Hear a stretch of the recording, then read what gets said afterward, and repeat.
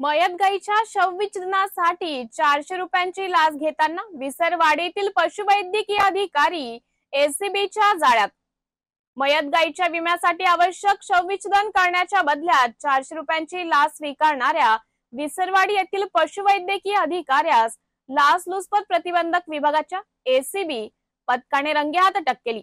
Doctor Harshal Gopal Patil वय 29 असे अटक करण्यात आलेल्या आरोपी अधिकाऱ्याचं नाव आहे। पोलिसांकडून मिळालेल्या माहितीनुसार नवापूर तालुक्यातील विसरवाडी येथील पशुवैद्यकीय दवाखान्यात डॉक्टर पाटील कार्यरत आहेत।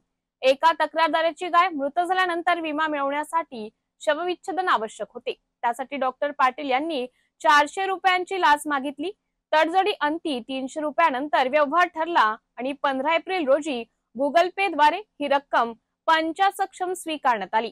या प्रकरणी विसरवाडी पोलीस ठाण्यात गुन्हा दाखल करण्याची प्रक्रिया सुरू आहे। ही कारवाई लाचलुचपत प्रतिबंधक विभाग नाशिक परिक्षेत्राच्या पोलीस अधीक्षक शर्मिष्ठा घारगे, सापळा पर्यवेक्षक अधिकारी उप अधीक्षक राकेश चौधरी यांच्या मार्गदर्शनाखाली नंदुरबार एसीबीच्या पोलीस निरीक्षक नेहा तुषार सूर्यवंशी आणि पोलीस निरीक्षक नरेंद्र खैरनार यांच्या पथकाने केली।